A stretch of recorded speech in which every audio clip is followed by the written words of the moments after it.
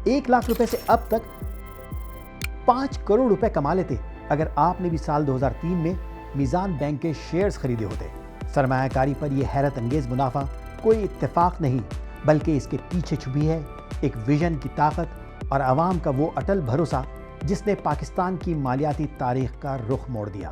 इरशाद हुसैन साहब ने जब लाइसेंस दिया था इरफान सिद्दीकी साहब को कि Irfan, this is the last time you have an opportunity to introduce Islamic banking in Pakistan. If you can't do it, then nobody will be able to do it.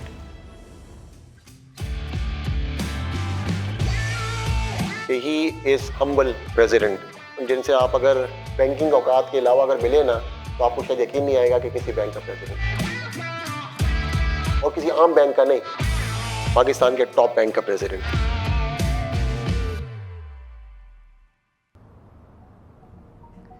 इब्तदाई तालीम कराची ग्रामर स्कूल से हासिल करने के बाद इरफान सिद्दीकी ने institute of chartered accountants in England and Wales से CA किया।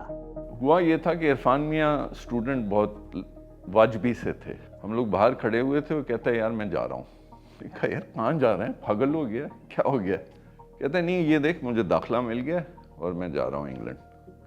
सो he had given his A levels privately 1.5 years before any one of us even thought of the A-level exam, and he had passed them and he got admission into the accounting program in Sunderland University. वो पास किया उसने और फिर PwC जो अब firm है इसकी एक प्रीडिसेसर फर्म थी कूपर एंड लाइब्रेंड, उसमें आर्टिकल्स की और चार्टर्ड अकाउंटेंट बन गया। सो ही शुरू में मीडियोकर थे लेकिन टाइम आने पे जान लगाई और काम दिखा दिया उसने। इरफान सिद्दीकी बैरून मुल्क कॉर्पोरेट दुनिया की बुलंदियों को छू रहे थे। 1990 में पाकिस्तान वापसी का फैसला महज अपने वालिदैन की खिदमत के गहरे जज्बे और बुढ़ापे में उनका सहारा बनने की तड़प के तहत किया। जो हमारे मैनेजिंग डायरेक्टर थे KIA के, उन्होंने कहा कि भाई आप पेरेंट्स के लिए जाना चाह रहे हैं, कोई करियर के लिए तो जाना नहीं चाह रहे हैं, तो आप इस तरह करें कि 1 महीना यहाँ काम करें 1 महीना वहाँ रहें।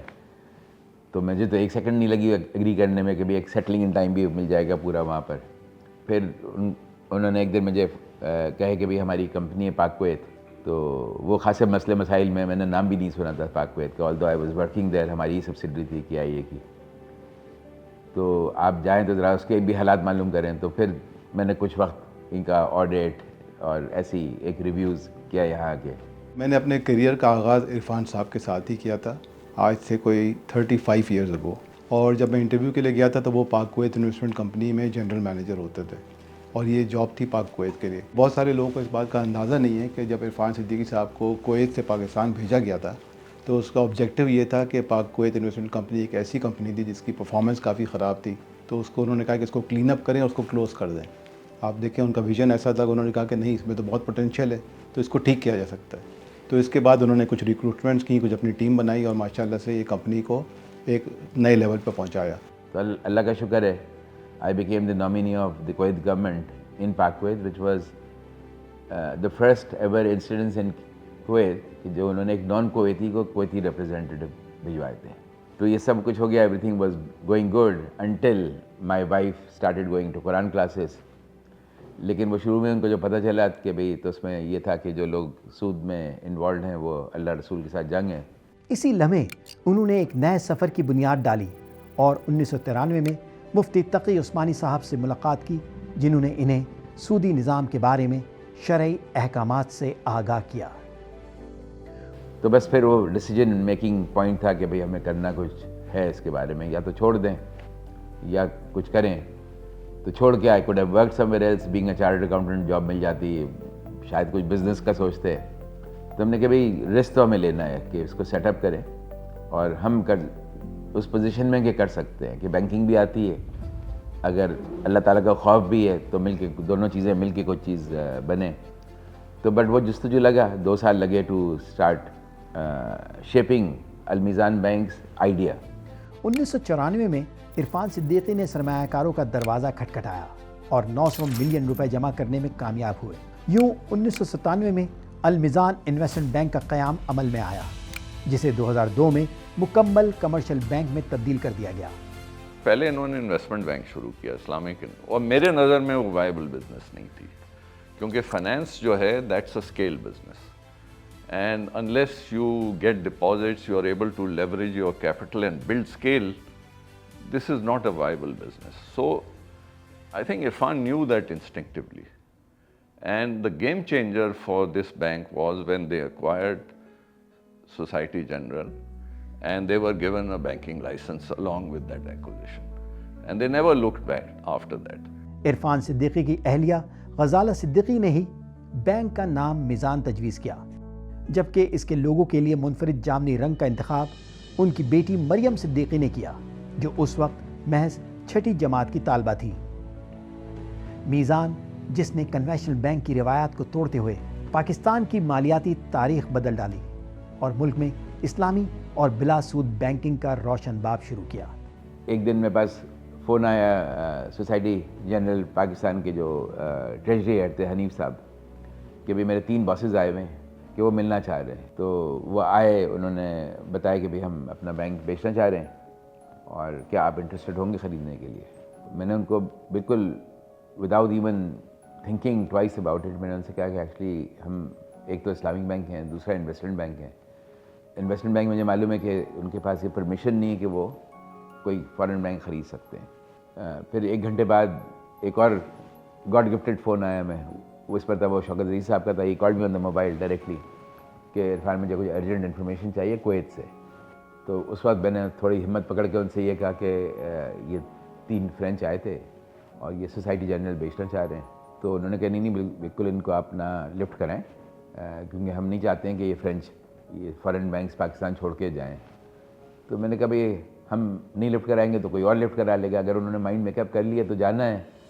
तो इंस्टेंटली ही सेट कि इरफान बात सही कर रहे हो, और अगर तुम्हारी हिम्मत है कमर्शियल बैंकिंग करने की तो हम तुम्हें लाइसेंस देंगे। और ही टोल्ड मी कि आप जाके गवर्नर साहब से मिलें, गवर्नर डॉक्टर इरशाद हुसैन से, और उनको बताएं कि भाई मैंने इंकरेज किया आपको कि आपसे मिलें। दुआ करके हम नेक्स्ट मॉर्निंग सुबह 9 बजे वी वर देयर। तो जैसे ही हम एंटर किए तो उन्होंने कहा भाई इरफान आपने शौकत से क्या बात कर ली है। उन्होंने तो ओवरनाइट चीफ से बात कर लिया और चीफ ने अप्रूव कर दिए वो। तो chief was the president of Pakistan Pervez Musharraf. तो मैंने कहा डॉक्टर साहब माइंड ना करें लेकिन ये हमारे बस का नहीं लग रहा है। तो उन्होंने कहा भाई अब now it's too late, now whatever need to happen has happened. अब तो ये आपको बनाना ही है, अब कोई वे आउट नहीं है इसका, अब बैक ट्रैकिंग नहीं हो सकती। ये आपको 24 घंटे में परमिशन मिल रहा है, इट्स ऑन अ प्लेटर, और आप कह रहे हैं आप सोचेंगे इसको। तो हमें पहले लाइसेंस इशू किया गया for Meezan bank limited as the first Islamic commercial bank, और फिर हमने एक्वायर किया एसजी को। साल 2002 में 2000 कस्टमर को सर्व करने वाला बैंक आज 52 लाख से ज़ायद कस्टमर्स को अपनी खिदमात फराहम कर रहा है। ब्रांच नेटवर्क इस अरसे में 6 से बढ़कर 1083 तक पहुंच गया। 3300 अरब रुपए के डिपॉजिट के साथ मीज़ान का मुल्क के बैंकारी शोबे में हिस्सा 9% तक आ गया।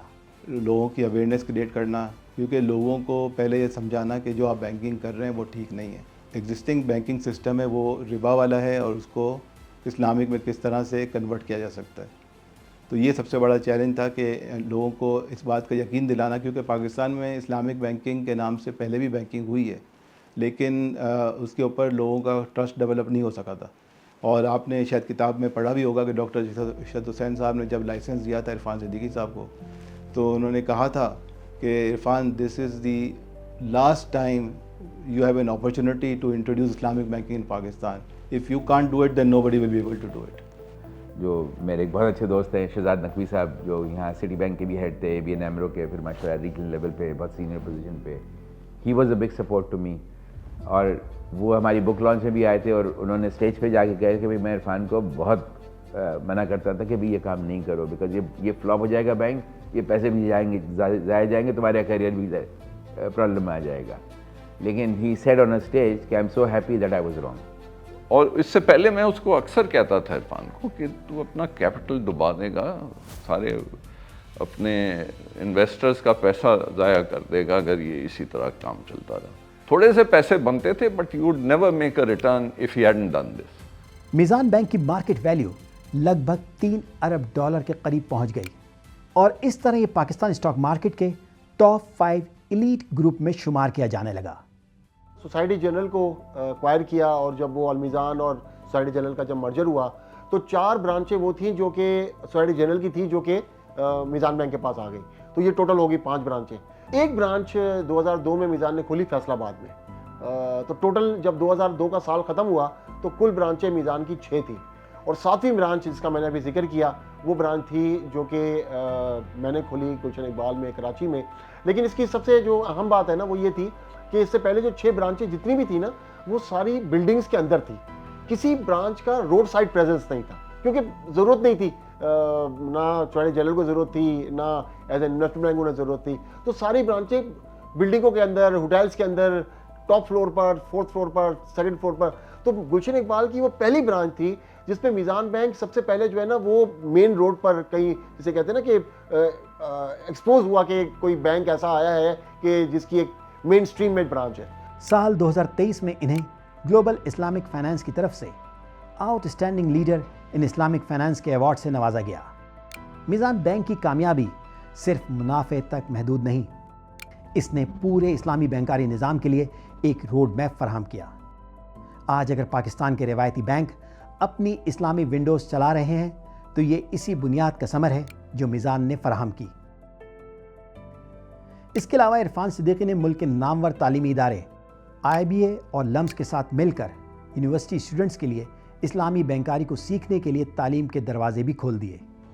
دیکھیں, he has always been a very modest man. And that's one of the things why I feel that his people like him so much. He is unassuming, modest, very approachable, and he's created that same culture in the organization. وہ bank جو 2002 میں پاکستان کا سب سے چھوٹا bank تھا آج big 5 میں شمار کیا جاتا ہے. سال 2025 میں بینک کا منافع 92 ارب روپے ریکارڈ کیا گیا. تو وہ پروفیشنلی وہ چاہتے تھے کہ لوگ گرو کریں. یہ سب سے بڑی کوالٹی ہم نے دیکھا ہے کہ جو ایک کلچر ہوتا ہے نا, بہت ساری آرگنائزیشن میں ایک ٹاکسک کلچر ہوتا ہے کہ وہ لوگ سمجھتے ہیں کہ دوسرے لوگ گرو کر جائیں گے تو ہم سے آگے نہ نکل جائیں. لیکن ان کی ہمیشہ فوکس تھا کہ جو آدمی ہے اپنے پوٹینشیل پہ جائے اور پوری طرح سے گرو کرے.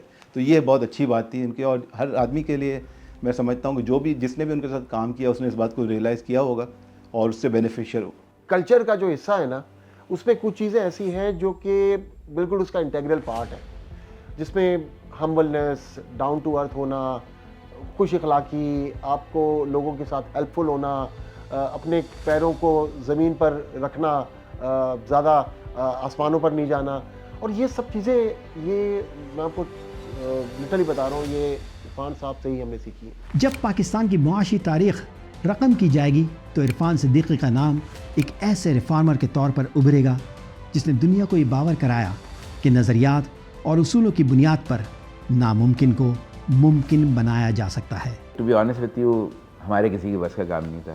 اللہ تعالیٰ کو چیز کروانی تھی, تو I think all I can say is I am happy that we were used for that, الحمدللہ. اور میں تو اپنی پوری ٹیم کو کہتا ہوں کہ انشاءاللہ جب ہم لائن میں لگیں گے آخرت میں تو انشاءاللہ میں میزان بینک کام آئے گا.